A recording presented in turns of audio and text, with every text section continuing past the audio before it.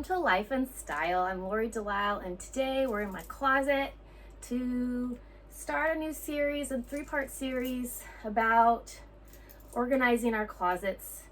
And this is a headache that we all deal with, how to keep our clothes organized. We have too many clothes, probably. We have clothes we never wear. We have things falling out everywhere. It's a mess, it's unorganized. So I'm gonna do a little 3-part series on taking care of our clothes and just some simple tips on what I do, things I've learned over the years on keeping my closet organized and keeping my clothes taken care of. And today, just my very first simple thing, we're talking about hangers.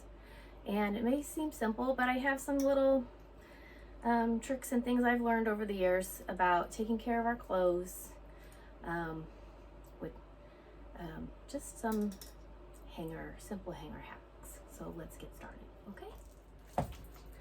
So when we're talking about tops and blouses, there are basically 3 different hangers available on the market these days. We have the ever so common wire hanger. Not my favorite in the least. They're constantly getting tangled within themselves. I hate them, but they have a purpose. Then we have the famous from the, I would say, 80s and 90s, the plastic hanger. And then we have the more recent flocked fuzzy hangers. And like I said, they all have a purpose. And so let me tell you a little bit about them. This hanger here is my favorite. And I use these for about 90% of my closet. I highly, highly, highly, highly recommend that you convert to these for almost everything. And let me tell you why. When we're looking at the difference between the plastic and the flocked hangers, the plastic, if you can see, is, it's hard to tell a little bit on the video, is quite a bit thicker, especially here at the hanger top, than the flocked hangers. And so in your closet, these can save you a lot of space. It's kind of like the wire hangers on Space Saving, but these do not get tangled up like those darn wire hangers do when you have a group of them together. These get those wire hangers get terribly tangled up in a group. These do not, and these will save you a great amount of space. And then when you are traveling, if you use garment bags, it's the suitcase type of garment bag. We have a Samsonite suitcase garment bag, and these will fit into those hooks in the garment bags, whereas these plastic hangers do not. Now, the best part about the flocked hangers, if you don't know this already, is that blouses will not slip off the top of these, no matter what kind you have. So like I have this top here, and as you can see on a regular plastic hanger, this would be a very tricky top to hang because it's simply one shoulder and a little spaghetti strap, and it's very difficult to get this one to fall off, whereas on one of these plastic hangers here, this would be the classic blouse that you would find on the floor in your closet all the time. So this one stays on the hanger. I never ever find tops on the floor. So these velvet flocked hangers are amazing. The only downside I will say to these is that they are more fragile than the plastic hangers. They tend to break here at the intersection where the metal and the flocking meet. I have to replace, I don't know, maybe we'll break 5 hangers a year. Whereas, you know, with these plastic hangers, I mean, they, I have 3 teenage boys, and so throughout their lives, they will break these, but that's intentional. I have over the years found these broken, but that's because my children would like literally go, you know, so these, you know, these don't really break. So these are fragile, and so you can't go and like put it on a bed and then kneel on it because they will break. So that is the only downside that I've found to these, but they are so affordable that it's not a huge issue for me. I don't mind going and replacing them, you know, every so often. So the use then for these, I still keep a couple of these around because there is a use for them. There are times where you have a top. This one I can still put on a flocked hanger, but if you have a tops with really small neck holes, I don't tend to hang turtlenecks, but if you say had a turtleneck that you wanted to hang, it's hard to get a flocked hanger inside some shirts that have a really small neckline because the flocking sticks. So I will keep a couple of these plastic hangers around for that kind of a shirt so it'll slide in easily, because you know then this kind of top isn't going to slide off the hanger because it has a nice small neckline. Now, the only reason that I keep wire hangers, because to be honest with you, I hate them. I hate them with a passion. And I wanted to get rid of them. And then my husband insisted absolutely not. And I agree with him. Is for my husband's dress shirts. And for men's dress shirts, hung on a wire hanger, he likes them hung on a wire hanger because they keep a crisp line, and he likes this, in the in his shoulder seam. And he likes that crisp line because it looks fresh from the dry cleaner. So he likes keeping them hung on these wire hangers so that he keeps that crisp, looks freshly pressed from the dry cleaner. If that makes sense. So that is the only reason we keep wire hangers in this household. Okay, so next, shirt hangers and slacks hangers. So here we go. There are 3 versions that I recommend. So we have first the flocked, and I use flocked hangers for things like leggings and yeah, basically leggings, and I'll just drape leggings over these flocked hangers that have the bottom bar. Okay, and then we have 2 other options, and this is what I use for all of my every other pair of pants and slacks, jeans. Okay, this one has clips on it that can slide to go as small or as wide as we like. Okay, so these give me options. I don't like these as much because these little hookies get caught when you're sliding things in and out of the closet, but I keep them around because, like I said, they give you options for width, especially then for skirts. Okay, and then these is what I like to use the most for slacks. Okay, and here's what I'm going to tell you, and this is my secret. It's not a secret, but this changed the way I look at hanging my jeans and slacks. And yes, I hang my jeans. I do not fold my jeans. And I read this. I wish I could tell you my source. I think I read this in an article in a magazine many years ago. And changed my life. I don't know if you've ever had this problem with your jeans, especially now that jeans have so much stretch to them.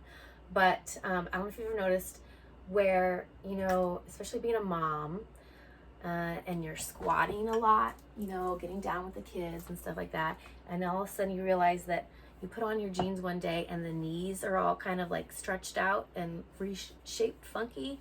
And you're like, oh, that looks so bad. Especially when you're wearing like your, you know, your skinnies. You put on your skinnies and then you're like, oh, my knees are all like misshapen on the jeans. That looks really bad. Or the butt's kind of sagging.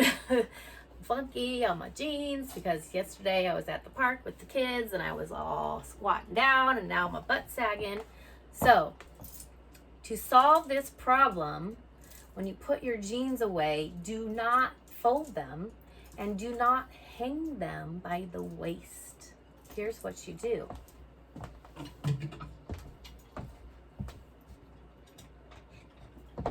Okay? Every pair of jeans and every pair of slacks that you own, you hang them by the cuff of the slack, okay? And when you do this, the weight of the top of the pant will help pull them out and reshape them back to their normal shape as they hang. And the best thing would be to do is not wear them consecutive days in a row. Trade out jeans. So what I do is when I take off a pair of jeans, I hang them up, or anything that I'm wearing, and I like to air them out before I shove them back into my closet, because my closet's pretty packed. So I have a bar here that I'll show you on another episode, and I hang out whatever I just wore to sort of air out, because you know, we don't wash our jeans every time we wear them, right? But I just like to air out before I shove it back into with all the other jeans, and then I'll wear a different pair of jeans the next day, and then these can reshape, and so the next time I wear them, they're all nicely reshaped back to regular again. Okay, that's a trick. Every pair of pants that you have. Okay, now so skirts, they can hang just by the waistband, and so here's a reason why then you would want one of these hangers with the clippies, because this will get you a better width than this hanger, because this is perfect for cuffs on pants. Okay.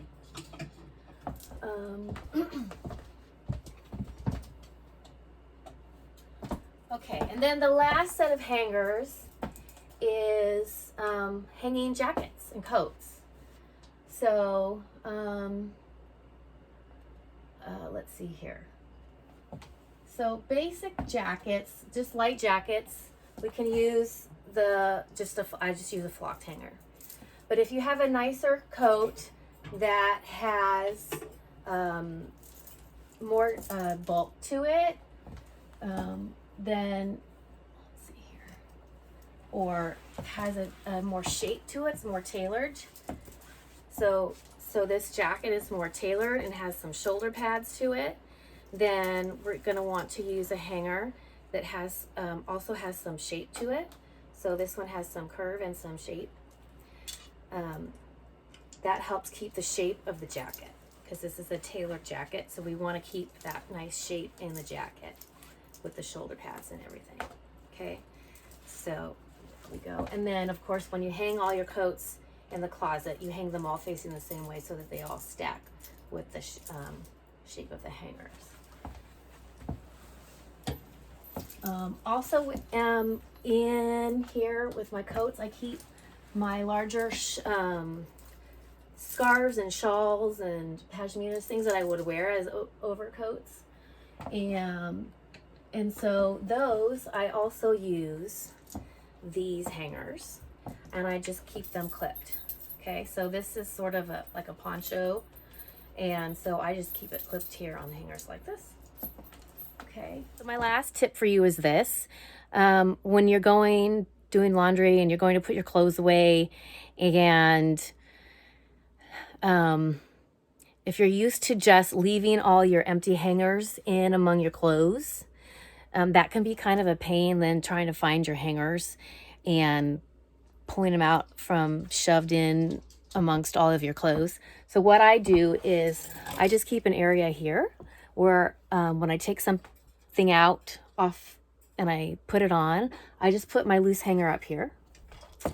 I put all my loose hangers here. So when I'm ready to put clothes away, I just reach right up here and I have clothes. Oh, and this reminds me, hats. I have this beach hat here and I just hang it on a hanger. Like that. So there's another way to use hangers. Oh, and see, I found another one. I forgot about this. I don't think there really is an ideal situation for belts because belts are just kind of awkward things. But so far, this is what I have found that I've liked the best. It's double-sided. I'm going to hang it because it's heavy. I have two. It's kind of a pain but anyhow, it is what it is because belts are a pain. But I have two of them, and I kind of group my belts on here by color. But I have two, and they're double-sided. They're flocked. And for the most part, the only kind of belts that don't work great on here, and so I just drape them over, are belts that don't really have a buckle, if that makes sense. But yeah, so that now I think covers. Now I have covered all of the hangers that I use. Should I double check? In my closet. Are you kidding me with this? I live here in Los Gatos, California, which is in the Silicon Valley, which means that I can drive not very far and find pretty much anything I want. Anything I want for not very far away. But to be honest with you, that is a little bit too much work to go trying to find things like hangers when I can literally just go online to Amazon.com and find what I want.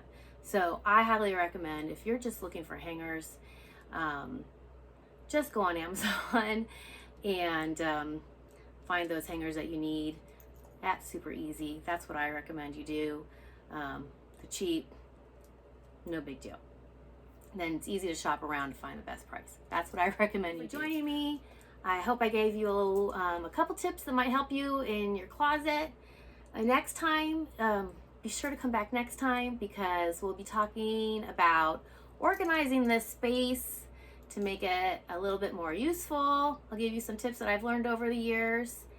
And then in our third and final installment, we'll be talking about organizing accessories specifically. We'll be going into the latest thing I found for my jewelry that I absolutely love. And I am a major jewelry person. I'm a major jewelry person. And then I'm going to be looking at my scarves. I have a pretty big scarf collection, and I'm going to have you join me as I attempt to condo it up a little bit with my scarves, and I'm going to have you join me in that process. So I'm excited. Thank you so much. Be sure to subscribe and share with your friends as you join me in this journey of curating a beautiful life and beautiful style together.